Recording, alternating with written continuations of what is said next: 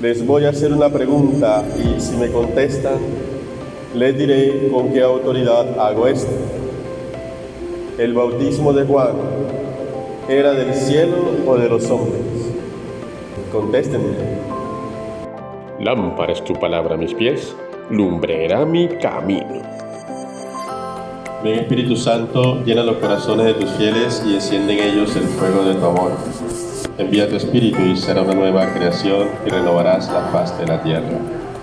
Oh Dios, que has instruido los corazones de tus fieles con la luz de tu Espíritu Santo, concédenos que sintamos rectamente con el mismo Espíritu y gocemos siempre sus divinos consuelos. Por Jesucristo nuestro Señor. Espíritu Santo, ilumínanos y santifícanos.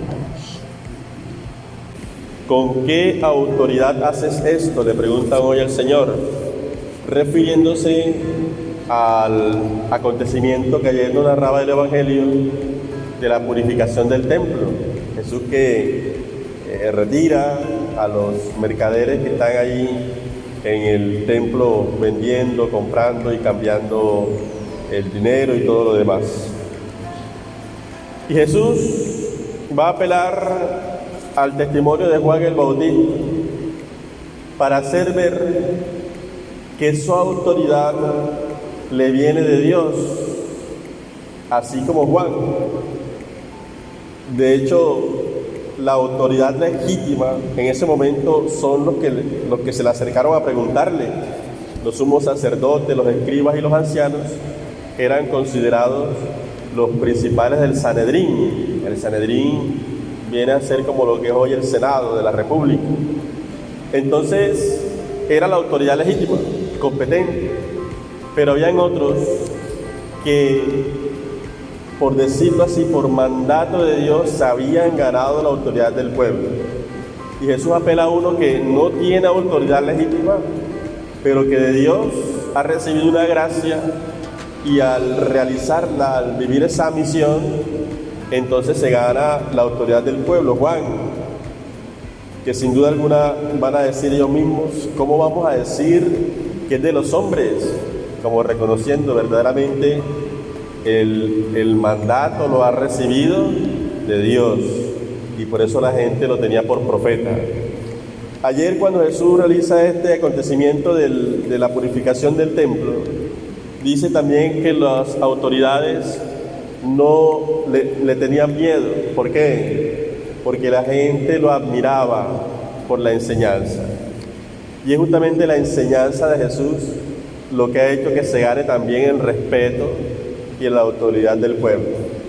Por tanto, tendríamos que decir que esta autoridad le viene de Dios, que lo ha enviado como profeta, que lo ha enviado como su hijo, como el Mesías, pero también le viene del respaldo del pueblo que reconoce eso, reconoce a su líder, reconoce a su profeta, reconoce a alguien que viene en nombre de Dios y que procura el bien de ellos, el bienestar. De hecho, ¿qué es lo que hace que una autoridad sea autoridad? La búsqueda del bien común, la construcción.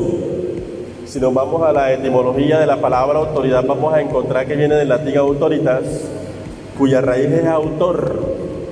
¿Y qué es un autor?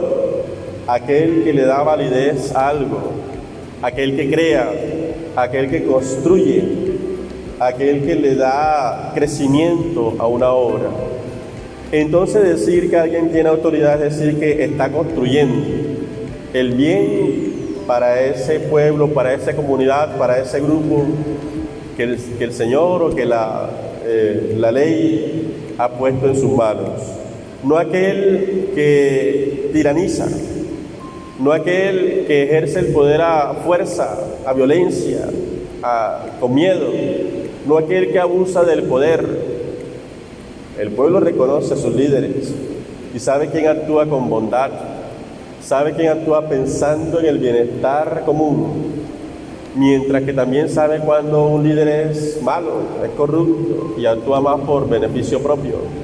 Entonces reconocen en Jesús, Jesús tiene ese respaldo. Prácticamente podemos decir Jesús se ha convertido en un líder, en un representante de la comunidad, en un representante del pueblo que le sigue. Y eso hace que se gane una legítima autoridad, tal vez no constituida en el orden temporal, pero sí ganada por la fuerza del pueblo. Como lo va a decir aquella expresión latina que tiene mucho vigor y fuerza en la iglesia, Vox Populi, Vox Dei, la voz del pueblo es la voz de Dios.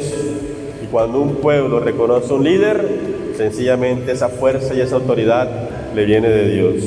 Entonces, a fuerza de integridad, a fuerza de construcción del bien, es que Jesús se ha ganado esta autoridad que de por sí ya demuestra que le viene de Dios, pero también está respaldado por el pueblo.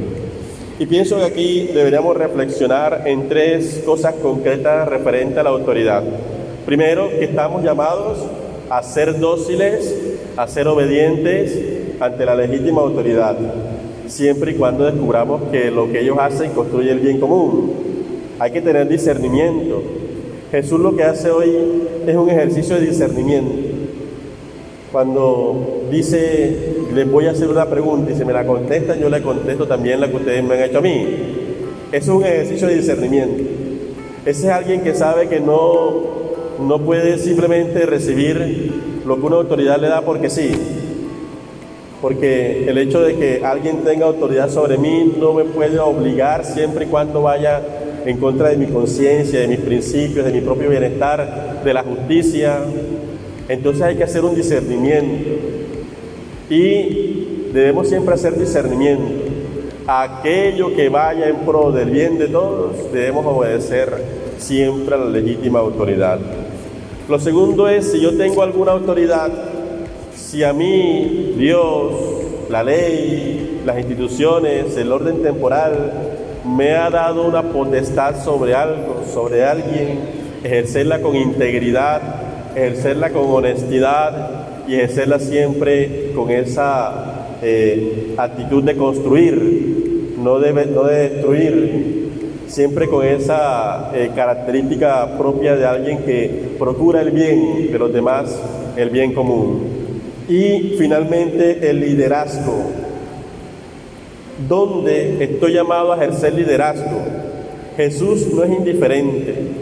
Jesús no se queda como un espectador pasivo. Jesús sabe que tiene que hacer algo y se convierte en un líder. Nosotros cristianos debemos ser líderes en nuestros ambientes, líderes cristianos, no quedarnos ahí de brazos cruzados, no quedarnos como simples espectadores. Estamos llamados a ejercer un liderazgo positivo cristiano donde Dios nos ha colocado. Vamos a hacerlo con integridad, con respeto y con caridad, y ciertamente haremos la obra de Dios. Y la bendición de Dios Todopoderoso, Padre, Hijo y Espíritu Santo, les acompañe siempre. ¡Feliz día!